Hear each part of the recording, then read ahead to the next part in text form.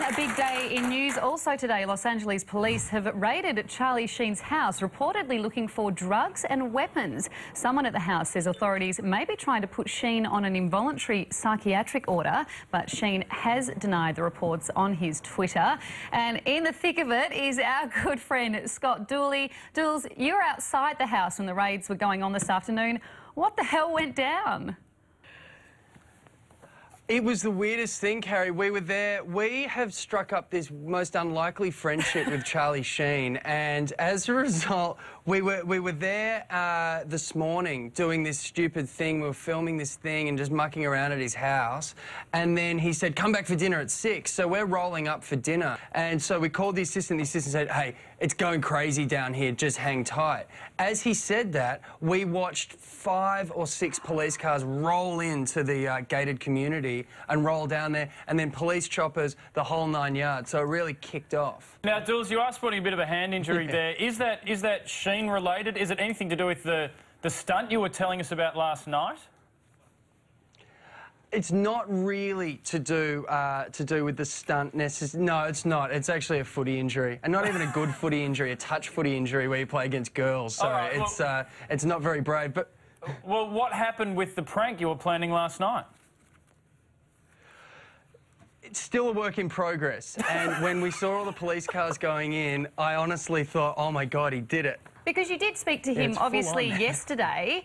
I understand that interview was all a bit chaotic as well, didn't quite go as planned. We went in there and we were going to film it, and they've got these gatekeepers there, like his assistant, and they just changed the rules at the drop of a hat. So we said at the last minute, after they'd said, you're not allowed to film it, can you film it? We said, well, we're going to film it, and as a result, there was really, like, poor light. So it looks a lot like a Paris Hilton sex tape. The audio, however, is absolutely fantastic. So I thought I'd kick off by asking him the tough questions. What's your relationship like with the media now? Like, how do you see it? Do you... They love me. But, I mean... They just love me. It's a big warm hug. Before doing this... It's like a nude jacuzzi. But were you like, oh, another interview, this is going to be just... Oh, with you? Yeah. You know, because that would be my attitude. No, but then I saw you were handicapped. I thought I own him. Yeah. No. I as soon as I met you, I knew that I was in good hand. Sorry. What's this, may I ask? There's a packet of cigarettes here with Sean Penn's. Yeah, he left them behind, and I thought it was an epic night. He told such great stories. So to sort of not in a voodoo way, to keep something that he touched. Draw him back. I own you, Sean. No, just out of absolute respect and honor, to put him on the fridge. Let's talk about Twitter. Okay. There was a rumour the other day saying that you don't do your own Twitter. Do you do the Twitter? You tweet? I don't. You don't tweet? No, I write every word. And someone else does it off to Bob Marin, my tweet master. Yeah, right. Yeah. Is that because you just can't be bothered learning the technology, or it's... No, it's actually quite simple. Designed by and for fools. Yeah, so Bob is there as a sort of a safety valve, a stopgap. To make sure you don't say something defamatory? I get a little passionate at times, and just like, I'll show them, send, and I'm like, oh, gosh. Yeah. It's gone. Yeah. So it's just like, shh, bring it. And so, what are you going to do, you know? I don't own a shotgun. I was just... Don't you? Because you had a machete the other day. It wasn't even my machete. That's what's so funny about it. Somehow the guy I had the meeting with just happened to have a machete on him, and I thought, well, that's brilliant. Great timing. There's like a rallying mob below me. I don't really use this bar, because... Do you? Well, there's no booze here at Sober Valley Lodge. Get a shot of all the supplies we have down here. Yeah, there is really nothing here. Dude needs a job. The whole winning thing, you just feel better when you say it. It's true, and you have to kind of smile when you say it. You know? Winning. That was terrible. Hold on. Winning? Nah, you can't do it right here. It has to just happen organically. It just has to. It has to be an organic fusion. Who gets past the grapes in a fruit basket? I'm just saying. It's down to the Chinese pear. Nobody. In the middle of the chat, Charlie remembers he left his trailer at the 2.5 Men studios. They've probably looted it, man. Wow. Should we go over there right now? Should we go and get the... Let's go and get Charlie's trailer back. Do we have a car with a tow bar?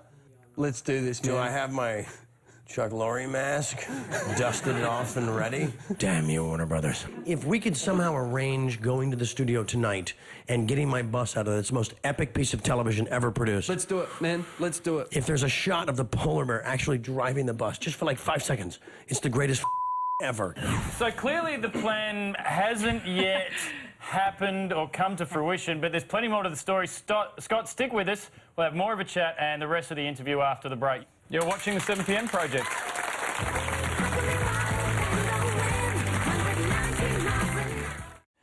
Returning now, though, to Scott Dooley, who is still standing by in LA, where he has spent the last day with Charlie Sheen. Dools, you went over there to interview a star. You've now become one yourself. You're in the middle of this whole thing. How are you holding up? Look, it's tough. I've had my assistant help me out a lot. No one looks me directly in the eye anymore.